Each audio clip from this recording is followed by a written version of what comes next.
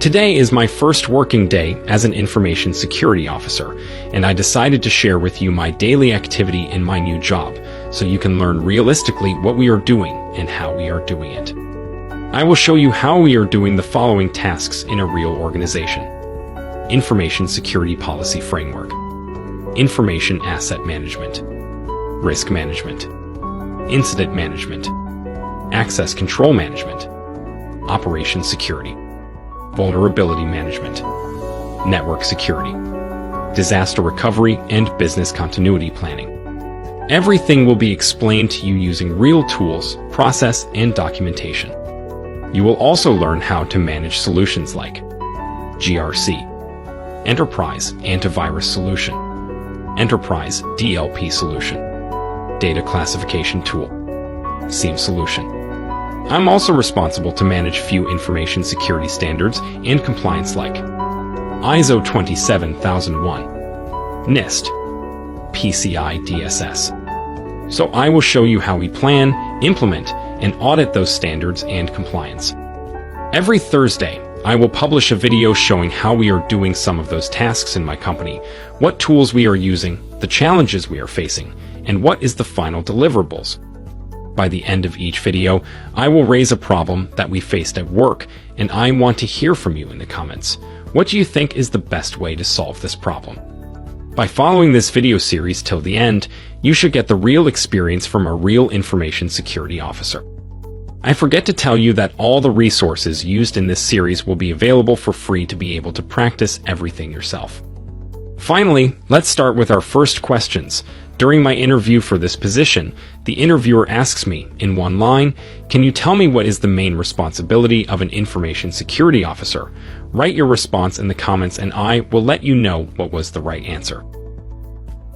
Hello, I'm an information security officer, and I am doing these knowledge transfer videos to let you learn about cybersecurity realistically. I just started my new job last week, and just to let you know, the three main responsibilities of this job is following standards, compliance, and regulation, protecting the company information assets, managing risks. Those were the three responsibilities the interviewer was waiting to hear from me to get hired. You will understand better during our weekly sessions and the hands-on activity. Now, let's move to our subject today.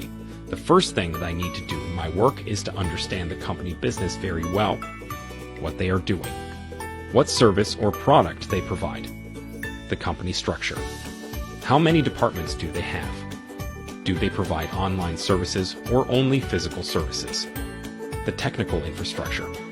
To be able to implement security controls successfully, you need to gather such information. See, we don't start from the technical implementation first.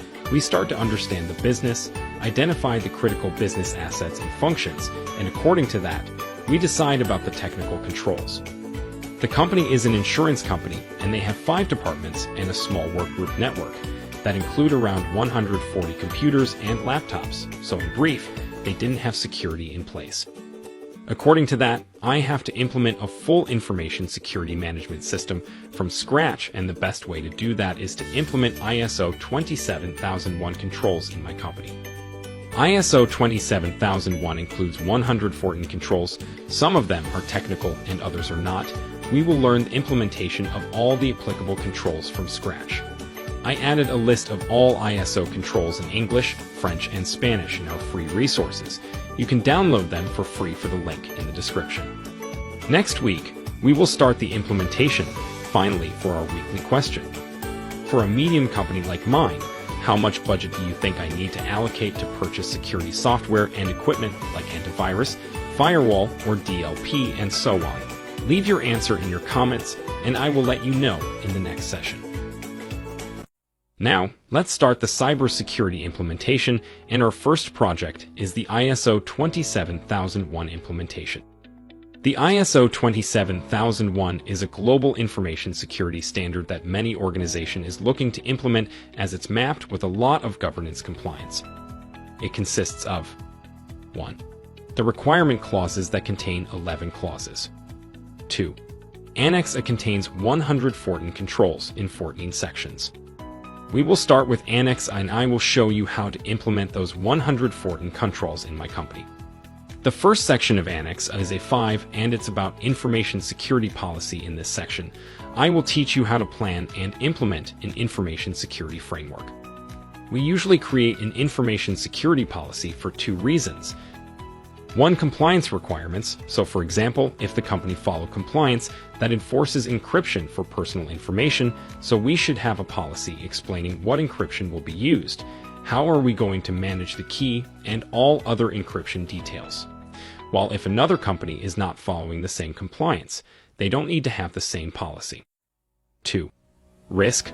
We can create a policy to mitigate risk. For example, if a company is allowing their employee to work from home, this may have a risk, so we need to have a policy that explains the secure way to work from home, while if another company is not allowing their employee to work from home, they don't need to have the same policy. Please check the free resources section on my website. I added a list of common policies and a sample that will help you to create a policy yourself. Now for this week's questions. Do you think that all the policies should be technical policy, or should you have some non-technical policy as well? Leave your answer in the comments and I will get back to you with the right answer next week.